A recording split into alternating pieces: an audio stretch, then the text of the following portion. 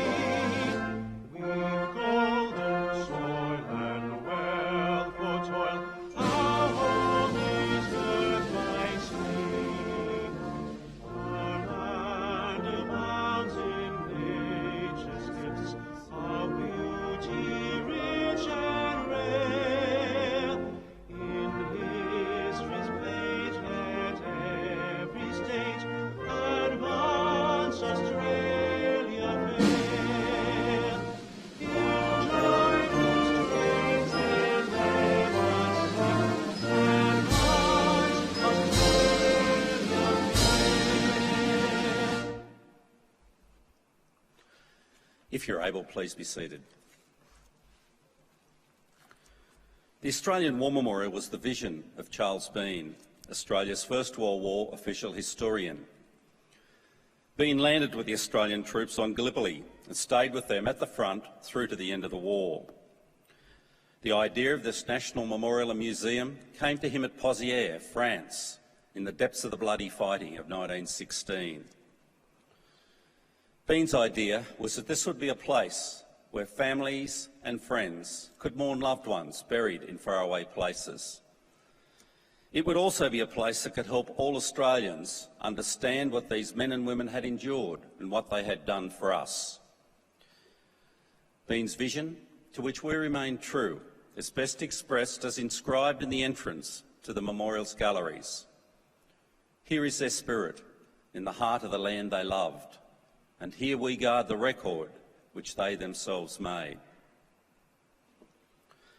Tonight we'll read the story behind just one of those on the Roll of Honour, which lists the names of more than 102,000 men and women who have given their lives for us in war and operations over more than a century. But first we present a lament, Flowers of the Forest. Wreaths or floral tributes will now be laid at the base of the Pool of Reflection.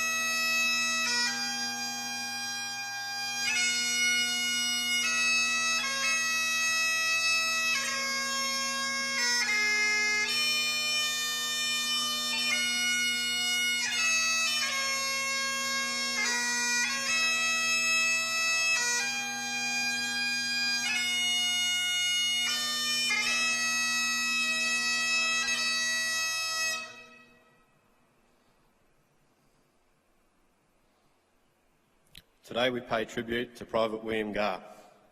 William Garr was born on the 26th of November 1891 on Thursday Island, Queensland, to Carlos Garr, a Filipino immigrant, and Mary Ann Garr, a Welsh immigrant. He was the fourth of 14 children born to the couple. He grew up at the Bathurst Mission on Thursday Island, and at the outbreak of the First World War he and his brothers were employed as labourers on the island.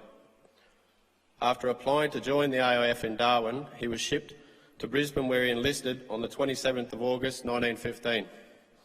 After his initial training, he was allotted to the 10th Reinforcements to the 9th Battalion.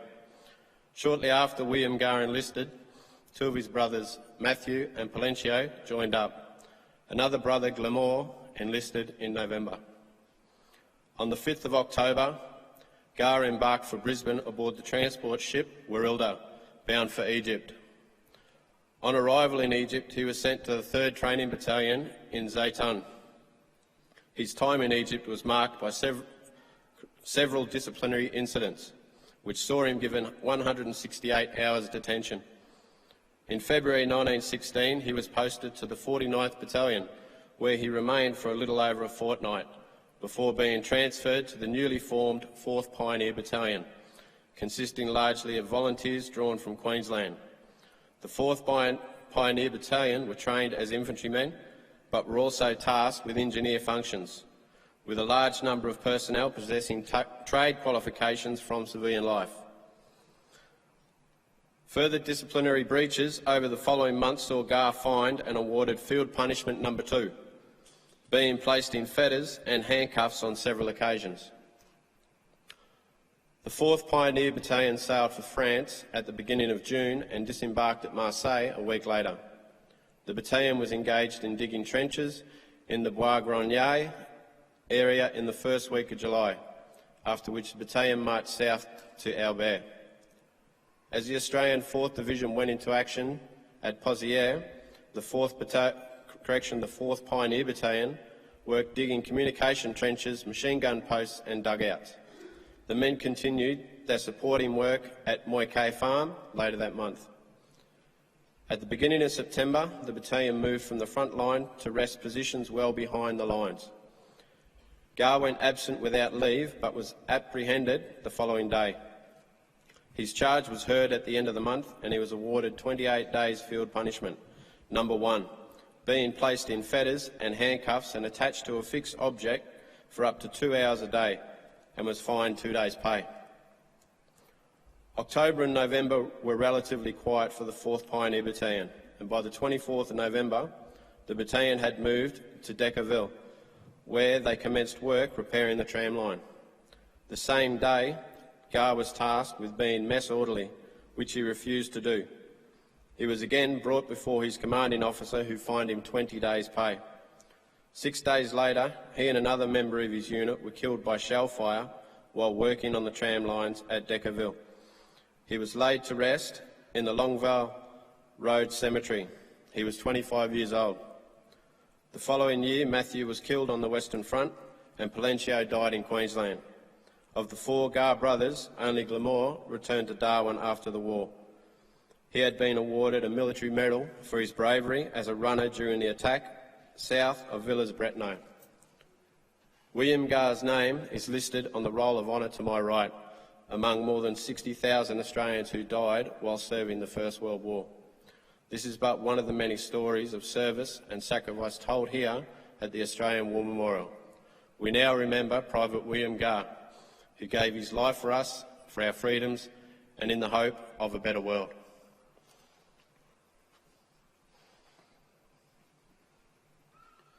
Please stand for the reading of the ode and the sounding of the last post.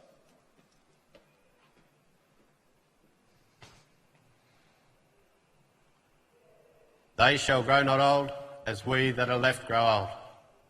Age shall not weary them, nor the years condemn. For at the going down of the sun and in the morning, we will remember them. We will remember them.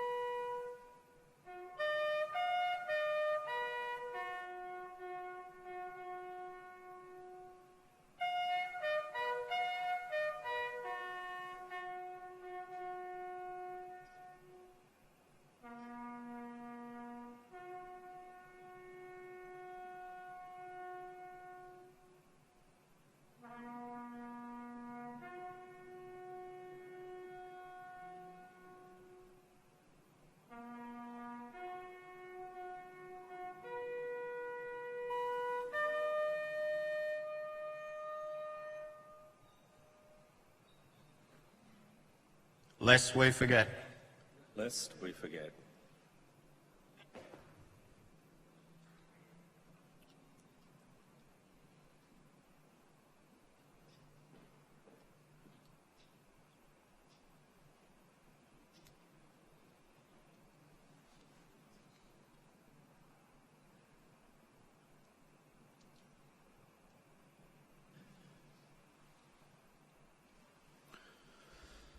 We leave you this evening with the words of the memorial's founder, Charles Bean. Many a man lying out there at Pozières or in the low scrub at Gallipoli, with his poor, tired senses barely working through the fever of his brain, has thought in his last moments, well, it's over. But in Australia, they will be proud of this. Ladies and gentlemen, girls and boys, that concludes the last post ceremony. We thank you for visiting the Australian War Memorial and wish you a very good evening. Thank you.